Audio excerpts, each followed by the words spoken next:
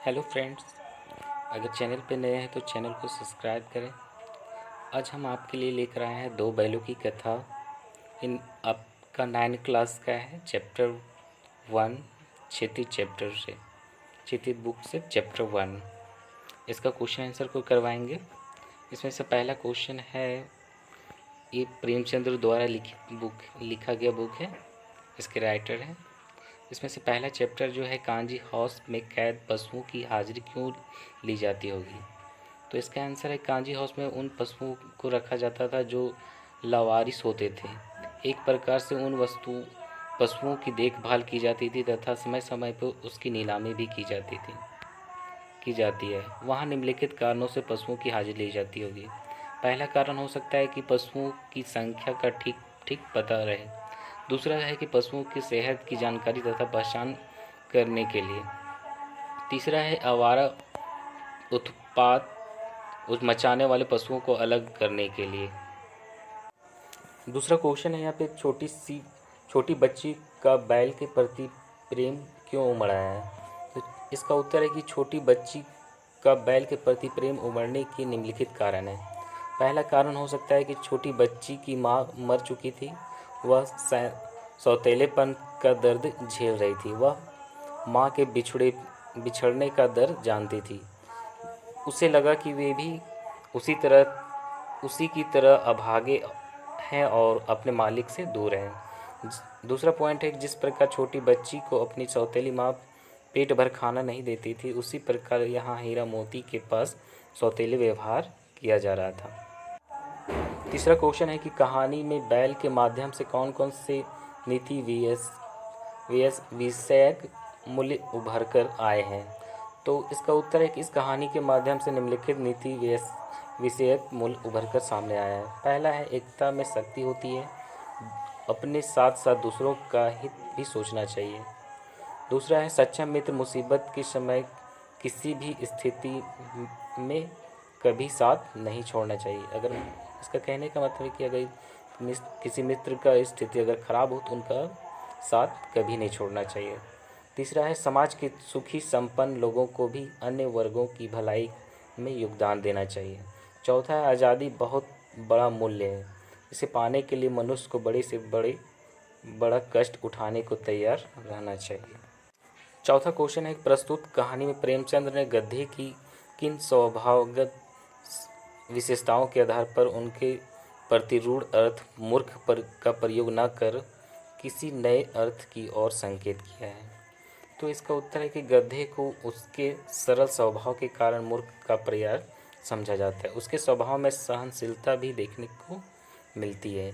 इस कहानी में लेखक ने गधे की सरलता और सहनशीलता की ओर ध्यान खींचा है। प्रेमचंद्र ने स्वयं कहा है, सद्गुणों का इतना अनादर नहीं देखा, कदाचित इतना सीधापन संसार के लिए उपयुक्त नहीं है। कहानी में भी उन्होंने सीधेपन की दुर्दशा दिखलाई है, मूर्खता नहीं। अगला क्वेश्चन है, पांचवा, कि किन घटनाओं से पता चलता है कि हीरा और मोती में गहरी दोस्ती थी।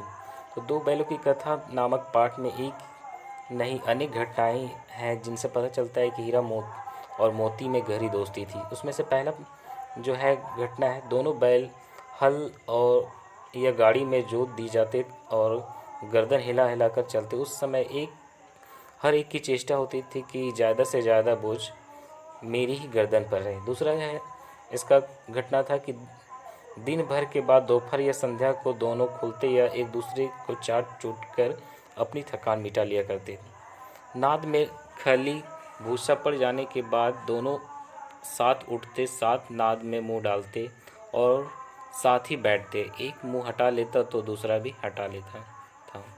तीसरा है यहाँ पे कि मटर खाते समय मोती के पकड़े जाने पर हीरा भी वापस आ गए और दोनों ही कांजी हाउस में बंदी बनाए गए। कांजी हाउस की दीवार टूट जाने पर वे दोनों एक साथ ही भागते हैं और दड़ियल का मुकाबला भी करते हैं।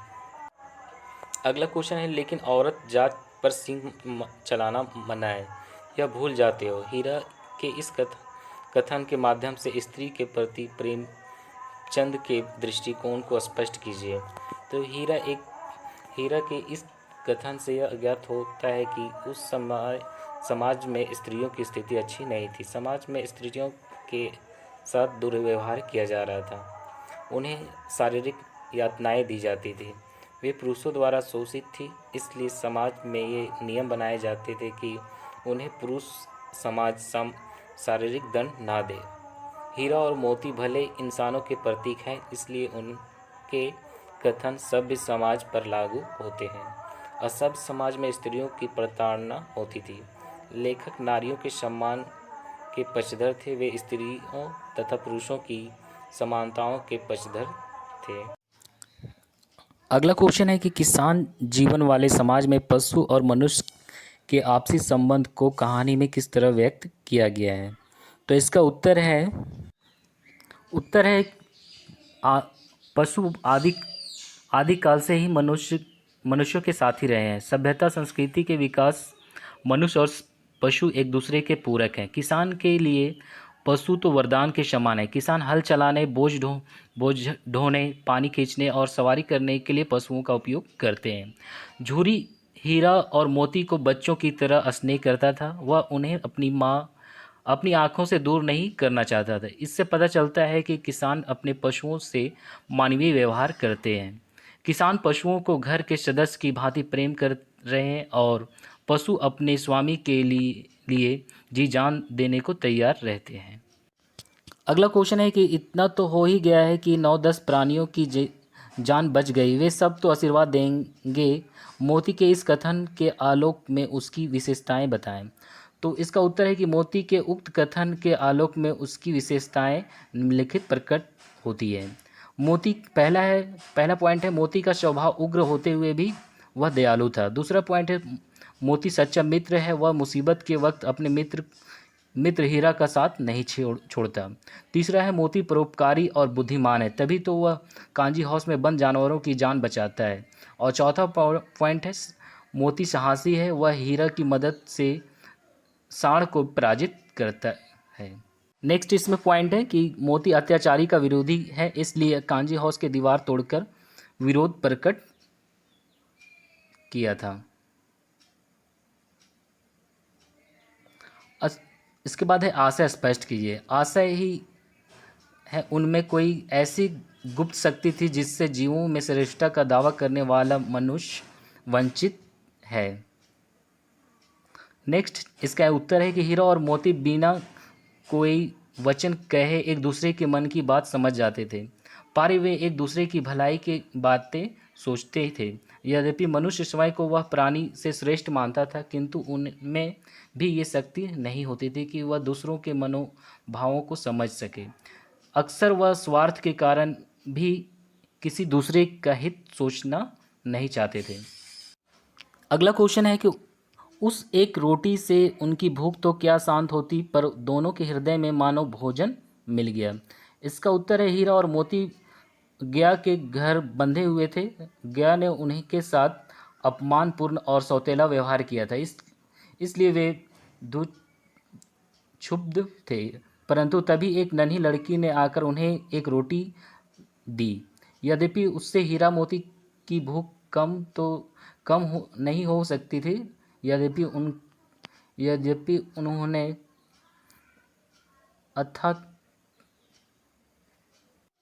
तथापि उन्होंने बालिका के व्यवहार से प्रेम और अपनाव का अनुभव कर लिया और प्रसन्न हो उठे, क्योंकि प्रेम ही आत्मा का भोजन है। नेक्स्ट क्वेश्चन नंबर 10 है कि गया ने हीरा और मोती को दोनों बार सूखा भूसा खाने के लिए दे दिया, क्योंकि तो इसका आंसर है, वह हीरा मोती के व्यवहार से बहुत दुखी था। अगला क्वेश्चन है, रचना अभिव्यक्ति से। हीरा और मोती ने शोषण के खिलाफ आवाज़ उठाई, लेकिन उनके लिए प्रताड़ना भी सही। हीरा मोती की इस प्रतिक्रिया पर तर्क सहित अपने विचार प्रकट करें। तो इसका उत्तर है, हीरा और मोती शोषण के विरुद्ध हैं। वे हर शोषण के विरुद्ध आवाज़ उठाते रहे हैं। उन्होंने झूरी के साले गया का विरोध किया तो सूखी रोटियां और डंडे खाए, फिर कांजी हाउस में अन्याय का विरोध किया और बंधन में पड़े। मेरे विचार में से शोषण उन्होंने शोषण का विरोध करके ठीक किया, क्योंकि शोषित होकर जीने का क्या लाभ। शोषित को भय और यातना के सिवा कुछ प्राप्त नहीं होता। नेक्स्ट क्वेश्चन है, क्या आपको लगता है कि यह कहानी आज़ादी की कहानी की ओर भी संकेत करती है? तो इसका उत्तर है, यह कहानी अप्रत्यक्ष रूप से आज़ादी के आंदोलन से जुड़ी हुई है। यह कहानी दो बैलों से संबंधित है। दोनों बैल संवेदनशील और क्रांतिकारी भारतीय हैं। दोनों मिलकर आज़ादी पाने के लिए संघर्षरत रहते हैं। ये अपने देश झूरी के घर से बहुत प्रेम करते हैं। उन्हें दूसरे देश में घर, इसका मतलब है घर, रहना पसंद नहीं। स्वदेश जाने के लिए वे हर बाधा को डटकर सामना करते हैं।